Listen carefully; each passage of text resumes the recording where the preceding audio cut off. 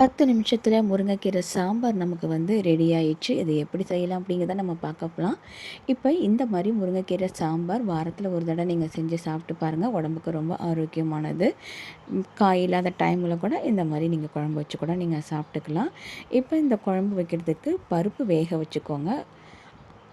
பருப்பு நான் வெந்தயம், ஜீரகம், பச்சை மிளகா, பெருங்காயத்தூள்லாம் போட்டு நல்லா வேக வச்சு, தக்காளிலாம் போட்டு வேக வச்சு தனியாக எடுத்து வச்சுக்கோங்க. இப்போ இதை தாளிக்கிறதுக்கு ஒரு பாத்திரத்தில் எண்ணெய் ஊற்றிக்கலாம். எண்ணெய் நல்லா காஞ்சதும் கடுகு, வெந்தயம், ஜீரகம், பட்டை மிளகாய், வெங்காயம், கருவேப்பிலை இதெல்லாம் போட்டு நல்லா வதக்கி விட்டுக்கலாம். இது கூடவே பெருங்காயத்தூள் போட்டு அதையும் லைட்டாக நம்ம வதக்கிக்கலாம். இப்போ இது கூட நம்ம முருங்கைக்கீரை ஒரு கப்பு க்ளீன் பண்ணி உருவி தனியாக நம்ம எடுத்து வச்சுருக்கோம்.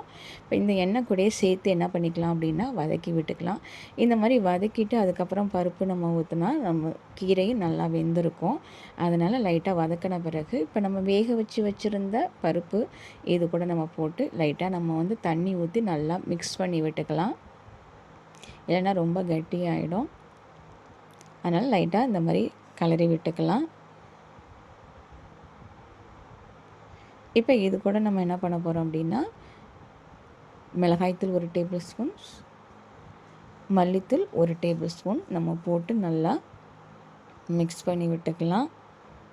குழம்புத்தூள் இருந்தாலும் அதை நீங்கள் 1.5 டேபிள் ஸ்பூன் நீங்கள் போட்டுக்கலாம். இல்லைனா 1 டேபிள் ஸ்பூன் கூட நீங்கள் போட்டுக்கலாம்.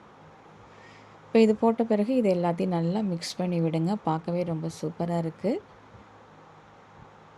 இப்போ இந்த குழம்பு கெட்டு போகாமல் இருக்கணும் அப்படின்னா நம்ம ஒரு லெமன் சைஸில் புளி எடுத்து இந்த மாதிரி கரைச்சி இந்த தண்ணியை நம்ம இது கூட நம்ம ஆட் பண்ணிக்கலாம்.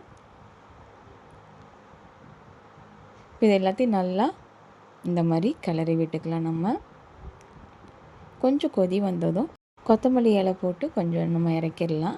இப்போ நம்ம சுட சுட சாதத்துக்கு இந்த குழம்பு நம்ம ஊற்றி சாப்பிட்டோன்னா ரொம்பவே டேஸ்ட்டாகவும் இருக்கும். ஒரு ஹெல்த்தியான சாம்பாரும் கூட. வாரத்தில் ஒரு முறை இந்த மாதிரி வச்சு சாப்பிட்டு பாருங்கள். கண்டிப்பாக உங்களுக்கு ரொம்ப பிடிக்கும்.